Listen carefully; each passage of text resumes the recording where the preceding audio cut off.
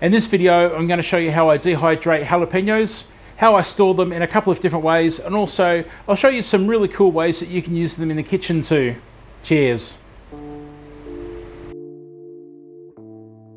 So in this video today, you can see that I've actually got pickled jalapenos.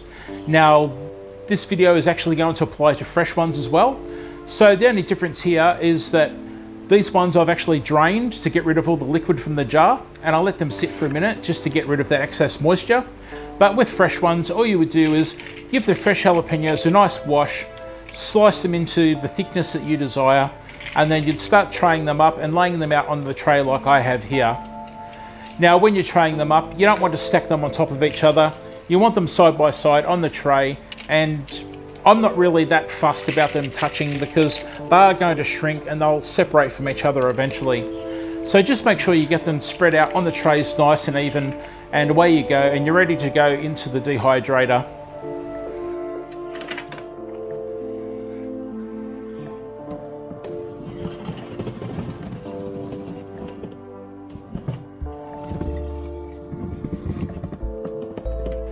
So the amount of time that they stay in the dehydrator can vary just a little bit depending on the temperature in your home, maybe the humidity and things like that. But I'll put the temperature and the time on the screen now just to show you what I've done here. And that's a bit of a basic guide to what I've done with these pickled ones.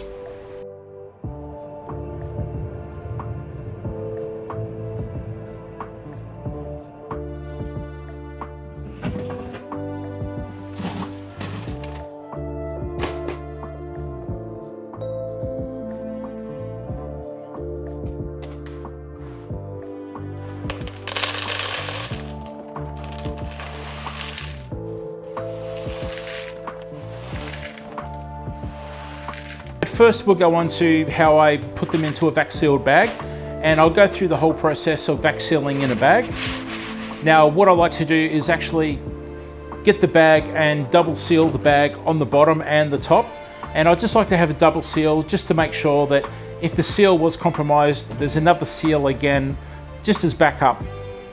Now, vac sealing dehydrated vegetables like this, or say carrots or celery, I like to get some paper and use the paper as a barrier between the actual dehydrated item itself and the plastic, because a good vacuum seal is going to be a very tight pack, and there is a chance that those hard dehydrated items might actually pierce the plastic eventually.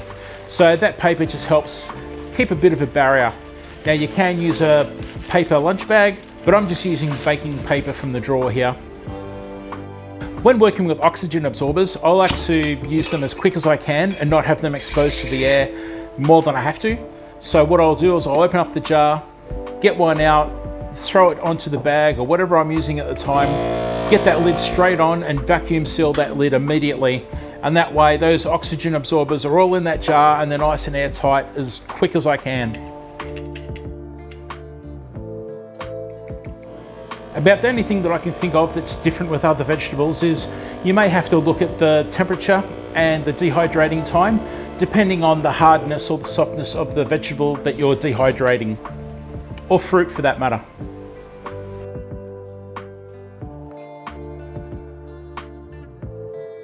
So as you can see, now that I've vacuum sealed this bag, it is nice and hard. You can knock on it and it feels nice and firm, and this should store for quite a while in a nice dark place. Now, the other way that I store my dried jalapenos and other things actually as well is to put them in a mason jar.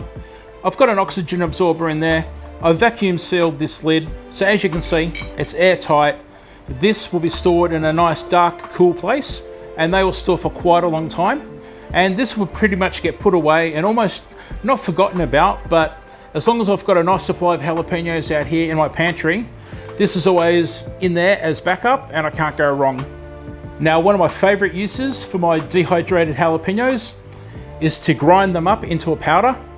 As you can see, I don't have much left here, but as you can see, I've got a powder here, and I do recommend when you're grinding dehydrated jalapenos or any other type of hot pepper / chili, wear a mask or maybe have the room ventilated. But yeah, just watch out, because the dust that comes off this stuff when it's spinning around is quite potent. Now what I love about this jalapeno powder is that I can put a spoonful into some mayonnaise and make a jalapeno mayonnaise. I've sprinkled it into a rice and had a bit of a jalapeno hint to the rice when I've had, say, rice and beans or maybe a rice with chili. But there's so many uses for a jalapeno powder like this, and keeping it stored in a container like this, it lasts for quite a while, and I've had no issues at all with it going hard or going off or anything like that. And I think part of that is because I use it so often that I just don't really have it sitting around long enough to actually go off. So some of my favorite uses for my dehydrated jalapenos is to sprinkle them onto hamburgers, steak sandwiches, pizzas, into a chili. I could even sprinkle them into a mayonnaise and give it a stir and let it sit for a while, maybe the day before. But I really do enjoy them. I love the texture. And what I like to do is, if sprinkling these onto, say, a burger or a pizza, I will make sure that I sprinkle them onto, say, a mayonnaise or a cheese sauce on the burger, or the pizza sauce on the pizza, and let it sit as long as possible, just so they start to rehydrate and they become a little bit softer and a little bit chewier, so they're not really hard and crunchy. And I just love that chewy texture with that hint, that burn, and the flavor of the jalapeno. It's probably my favorite way of eating jalapenos, actually. As much as I love picking them fresh and using them fresh, I really do think that this is probably my most favorite way of using jalapenos in any form. You just can't go wrong on a nice burger or steak sandwich or pizza, like I said, or the chili. So 2 videos are about to pop up in the bottom of the screen now. One of them will be my playlist for all my cooking videos. I am a retired chef and I have a bunch of cooking videos on my channel, so I do recommend that you check that out next and see what kind of cooking I've got here.